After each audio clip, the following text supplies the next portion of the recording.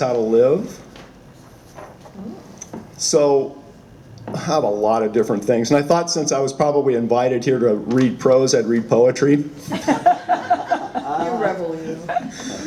And Brian Doyle's been on my mind a lot lately. And for a couple of reasons. One, Brian, I don't know if you know that, has won the 2017 John Burroughs Medal for Nature Writing for his novel Martin Martin, which is highly unusual, not because Brian isn't a beautiful writer, but because fiction almost never wins a Burroughs Medal. So that's amazing. Brian's also very sick. And one of my favorite Brian Doyle quotes is, periods are fascist. And so I thought I'd do them one better and ditch the commas too in this little prose poem. It's called Ringneck.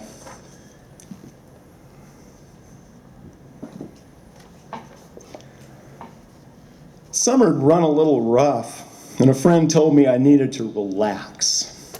So I breathed in the afternoon overcast, holding it just long enough to smooth the wrinkles in my diaphragm, then trudged toward the spring to fill a bottle for the trip home. But stretched in the summer meadow grass lay a ringneck snake with slaty back and handsome orange collar, my second favorite serpent, and completely irresistible. So I reached to corral him into a sweet little bundle of snake for a portrait, but off he flew, his tail a coral red corkscrew, coiling and recoiling and nearly squeaking, "Mister, take this piece and leave my head and handsome collar be!"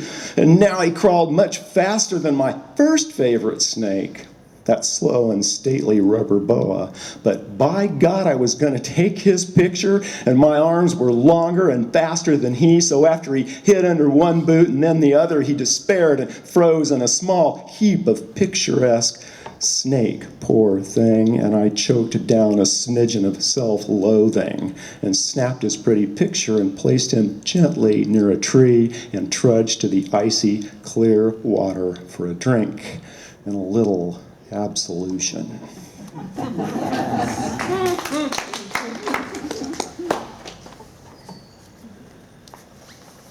So most of you know part of my day job is amphibians and reptiles, and so I'll kind of continue with the reptile theme. And there's a piece that just came out in Oregon Quarterly magazine called Lizard Tales. Thank you, Alice Talmadge, for that title. And there's a backstory that goes on for a while, but that photograph on the cover is this desert horned lizard taken by one of my students, and the article itself has a lot of photos by my students. The writing is mine. It turns out that I've been taking my students for 20 years on a field trip spot to Paisley Caves, and Paisley Caves is the oldest human occupation in North America. It goes back almost 15,000 years and probably would go further than that, but they've already reached the bottom of the dig. So we've been going there, and over time I met the archaeologist Dennis Jenkins, and then one thing led to another, and I ended up with a 12,000-year-old lizard mummy to sequence, to get DNA out of and sequence, okay? And so the story goes on, but I needed some DNA from a modern, it was a sagebrush lizard, so well preserved. I mean, you should see the picture, it's amazing. So well preserved, but I knew immediately what species it was. So I had to go out there and get one, and it happened to coincide with a playa residency when I was out there to write also, so I was doing a little biology at the same time. So anyway, I just wanted to read the last section of that longer story.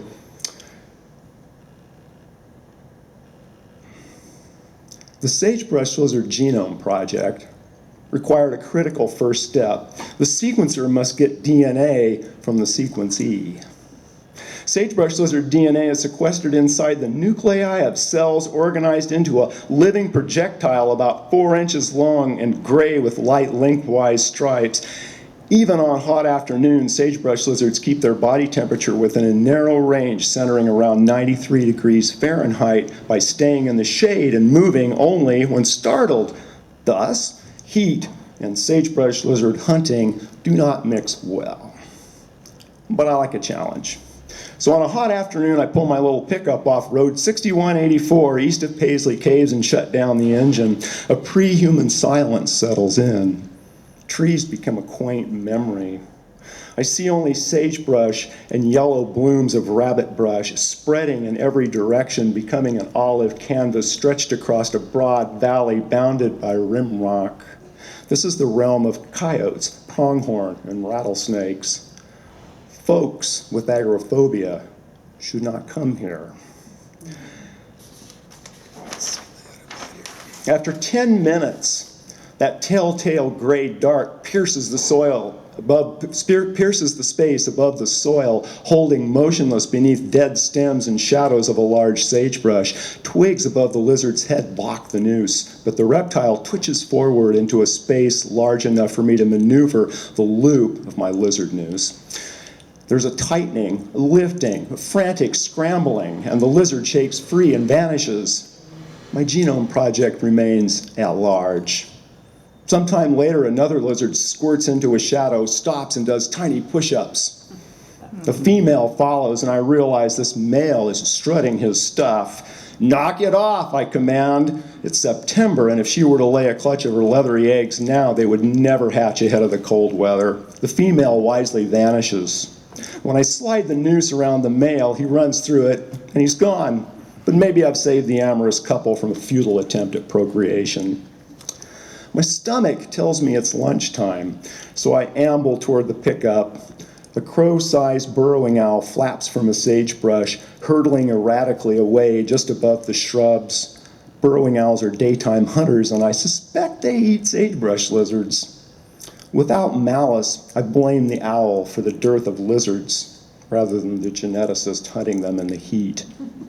Returning to the pickup, I rattle down Road 6184 out of the owl's territory while devouring a warm turkey and cheese sandwich. Briefly, I'm distracted by the possibility of food poisoning. I park at the crater of an empty waterhole surrounded by cracked hardpan and resume hunting. Soon the ground rises, the soil loosens, and I spot that speedy reptilian wisp. The sagebrush lizard stops in the shade. They always stop, but I can't get the noose closed and the lizard disappears. They always disappear. My swearing ripples outward into the deaf barrenness. I'm tired of busting my ass for nothing but a salty forehead and a better arm tan. Lizards have pea-sized brains. I'm large-brained and armed with my trusty lizard noose. I miss my class, those 25 pairs of young eyes and hands attached to youthful enthusiasm. But my solitude is intentional, designed in part to air my mind in the bright enormity of space. I own my frustration and reconnoiter. The braided line is too heavy for small lizards. Returning to the pickup, I fashion another noose from some Reach dental floss. Reach.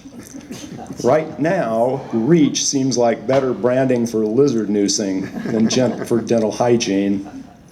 A thin cloud veil slides across the sun. The soil surface cools. The next lizard flushes into the open and stops. I reach with the reach, slide the slick noose over the lizard's neck, and bring the scrambling reptile into my hand. The flanks are tinged with yellow, a female. My genome project requires a small donation of 1 inch of tail. Okay, so it's extortion.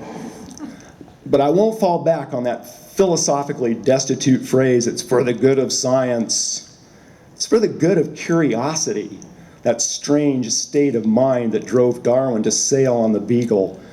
And besides, over the millennia, predators have grabbed lizards by the tail so often that natural selection has favored features for easily parting with this appendage. Tail vertebrae of sagebrush lizards have fracture planes, allowing disconnection with little blood loss and eventual regeneration of the lost bit. So to me, the biological and ethical costs seem low relative to the payoffs in education and our human need to discover stuff.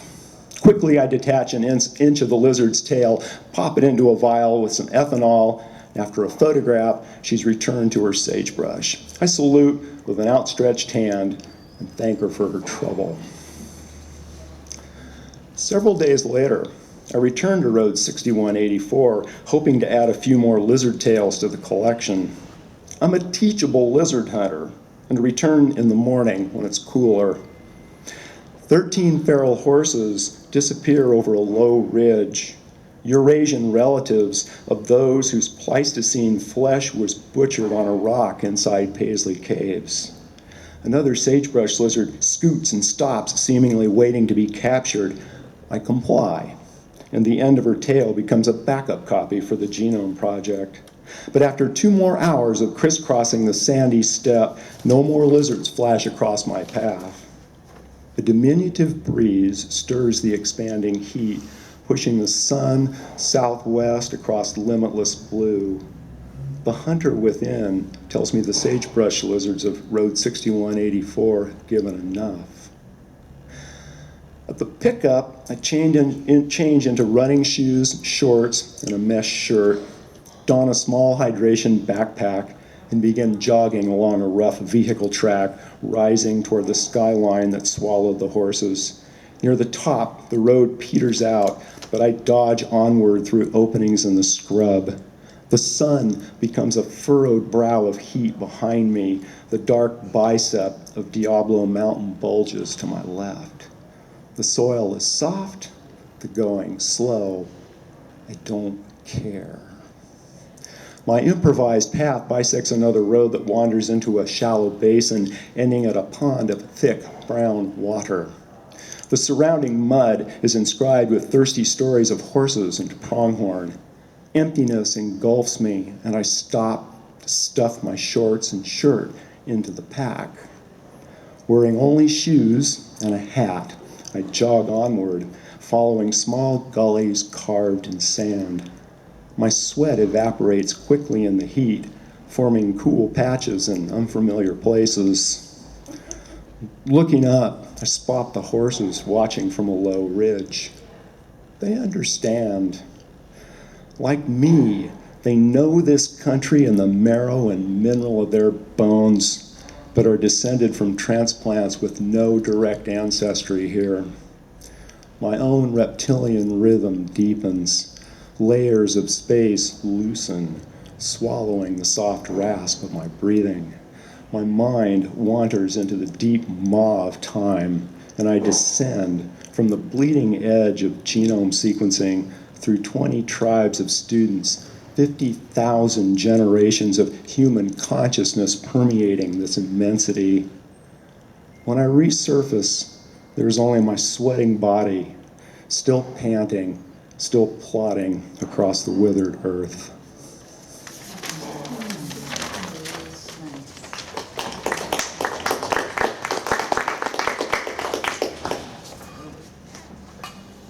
I'm so glad my friends are here because I've never heard that aloud. I've never read that aloud. And here's another one that I think I actually did read this to the writers group, but it's changed a lot since then. So we're going to go from the desert out to the Coast Range. And I don't even have a name for this essay yet, so I'm just calling it Gap.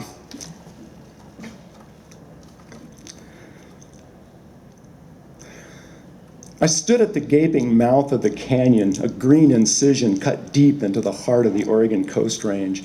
The December sky had finally grown tired of raining and lay draped like a gray, travel-worn cloak over the teeth of conifer ridges.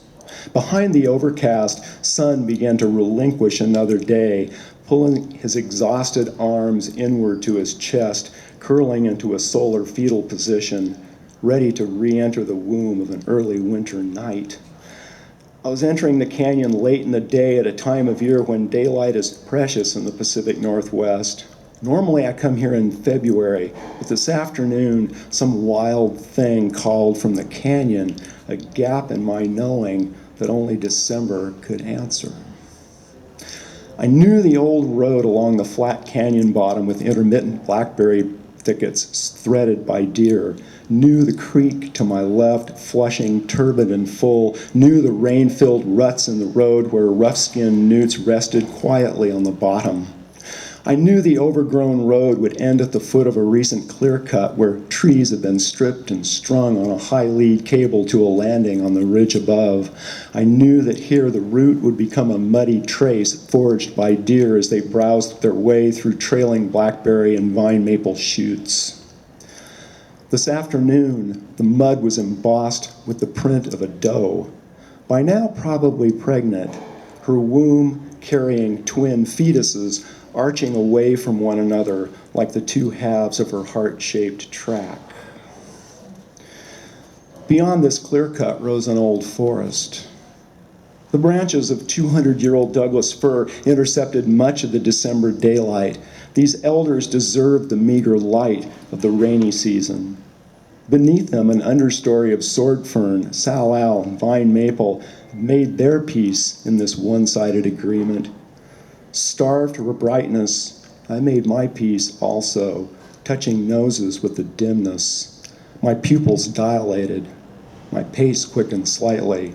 A subtle animal urgency crept in, a feeling that always dogs me at the end of a dying winter day far from home. Turning left and plunging downhill, I strode toward the muted surge of water. Wet fronds of sword fern and leathery salal leaves hissed against my rain pants. Soon I was looking down on the creek from a smooth groove in the lip of the stream bank, perhaps a place where otter hauled out. And through this gap I descended to water's edge. The flow was squeezed into a narrow, rattling rill. Planting my foot decisively on a midstream rock, I gained the other side with one more stretching step. And in two more steps, I stood atop the opposite bank where I could traipse the canyon floor and watch the creek from above. The wide canyon bottom gave the creek room to wiggle. Water exercised this freedom by carving meanders through the old forest. And inside these crooked elbows were quiet resting places where the silty stream slowed its downhill rush toward Smith River, releasing a portion of its load of sand and small pebbles to form a beach. My eyes remained on the creek as I straddled and stepped over decaying carcasses of Douglas fir and hemlock. Eventually, the stream pressed tightly against my side of the canyon, forcing me to cross again. The channel was spanned by a log 2 feet in diameter that corralled the cloudy water into a still pool. I stepped onto the log, grateful for the gift of balance. And there it was, within arm's reach. At first, only a white patch was visible in the water behind the log, a bleached scrap of brightness out of place in the hazy pool. I focused. The gray shadow of a coho salmon emerged. Its white fungus-ridden tail rested against the log on which I stood. Surely the fish knew I was there. Coho are wary when they enter these streams to spawn. They aren't ready to enter the churning cycle of materials to become the gift of orange muscle, white bone, and black kidney that sustains raccoon and otter. Not ready to furnish the death feast of crayfish or rot into elemental nitrogen and calcium and phosphorus that nourish alder and willow and red cedar. Salmon struggle against this tide of rejuvenating death until after their scarred tails have churned silt from spawning gravel and fertile eggs are bathed in the unique chemistry of this stream. Then their story continues. Fingerlings darting downstream, silvery saltwater years fattening on schools of herring, and the starving return to this forest. But for the coho, stretched just beyond my legs, the story of its unerring journey into this filamentous tributary was ending. What happened next is mysterious. Maybe the desire that drove me deep into this dim wrinkle in the mountains was a canyon of another sort, an unfilled synapse, a deep disconnect between the fiber of my existence and the interconnected nerve net of this place, a gap that needed filling in order to propagate an impulse. Maybe that space could be spanned only by the raw physicality of this coho.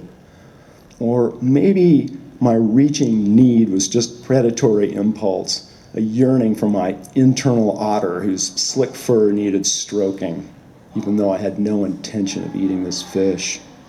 And then again, Maybe when the sleek muscles of otter and salmon are conjoined in that final furious struggle, their relationship becomes more intertwined and complex than a simple two-state, two-step connection between eater and eaten. Maybe their shared electricity bridges some fissure in their knowing. Who can say? I wasn't reasoning, only reaching down, gently encircling the ghostly base of the coho's tail with my thumb and forefinger. The fish seemed shocked. With a burst of strength that shook the ragged side of its body, cut my fingers loose, sliced through the pool, and disappeared into a watery incision of its own making. I teetered on the log. Energy from the escaping salmon burst up my arm, becoming adrenaline and drowned all other impulses. Fight or flight? False dialectic. I chose none of the above.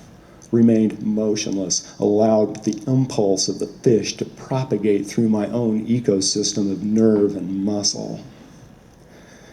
Then the soft music of water trickled back, began to flush from my synapses the chemical memory of the escaping salmon, and for a liquid moment the afterglow became the collective reflection from generations of coho who thrashed into this creek, their final prayer a small pile of fertile eggs, their death the gift of disintegrating bodies melting into the stream, feeding the forest. And in that small sliver of time, I too might have given myself over to the waiting arms of the stream. I might have become whole. But not on this day, not in this winter. Instead, the smell of stalking darkness rose in my nose.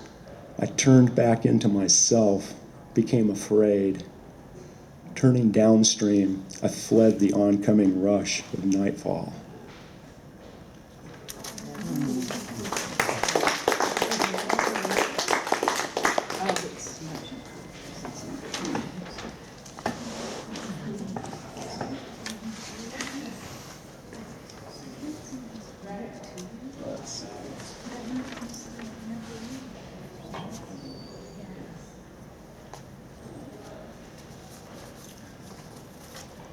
So I think I'll sort of start wrapping my part up, and I wanted to read some pieces that bookend, they're intergenerational bookends on my life, let's put it that way. And one of them's about and for my grandson, and the other's not so much about, but definitely for my dad.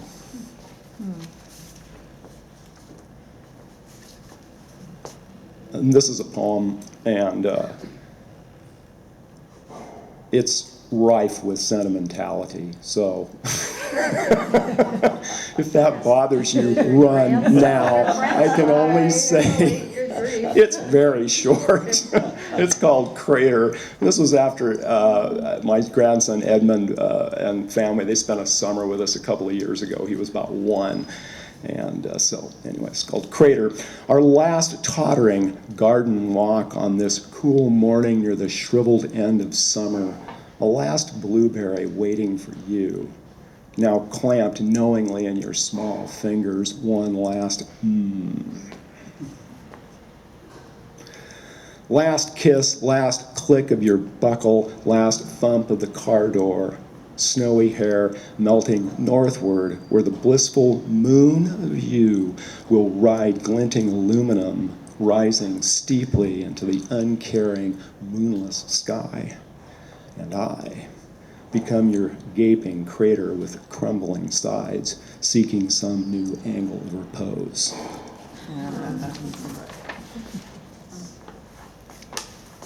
Short way of saying that is it killed me.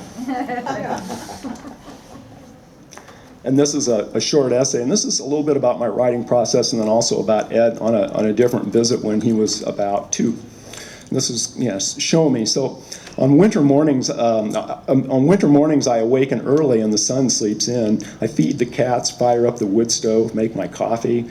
then systematically shut off all the lights except the lamp on its long black insect leg that reaches from a mahogany shelf and forms a bright bubble around my overstuffed chair. My backside sinks into the putty-colored cushions, sinks back inside the yolky softness of a hopeful, leathery egg buried in the sand on some small, sun-warmed beach. In this upright embryonic state, incubated by the flickering wood stove, a mantram seeps out on a small exhalation of carbon dioxide and unused oxygen, air I no longer need for anything except to float this one phrase: show me my words. I love other people's words. Words in song, words in stories, words in poetry, words of human discourse, words about words. But please show me my words on this morning in this warm sphere of light from a small phony sun in the dead of winter. Darkness ceding to the watery dawn of another downpour. Show me my words, because those words are already waiting inside, strung into sentences like genes on coiled chromosomes, ready to be unwound, switched on, expressed as something new in the world, hatched into the wide-eyed dimness of morning. Show me my words while my beautiful white-haired grandson sleeps. He had a tough night. At 2 years of age, he can say chromosome, but his utterances are few and lack depth, nuance, and context. His words are disjointed clusters of cells that were insufficiently organized to describe the full animal of pain that settled into his body at bedtime. For this, he had only screams and the spasmodic arch of his toddler torso. His adults could only surround him with love, wring their hands, make phone calls, try to decide what next. He decided for them. Some portion of his pain wandered into the night, and he fell into an exhausted sleep. Jackets were removed. Car keys placed back in the car key bowl. When he awoke an hour later, he cried, but his back was not arched, and when he woke again, his crying was only fussing. Then all of us slept. Show me my words, because I need to tell you that most pain is like this. I need to tell you that on those days when the warm egg of your life is pierced by cold needles of ice, the sun will rise, burn through the clouds, and those stabbing crystals will melt. Show me my words, because I need to tell you that someday, even in the immediacy of your anguish, you will know the hope of having your pain in the past. I need to tell you that your hope is as real as your life on this outrageously green, life-infested rock hurtling through the void. Show me my words, please.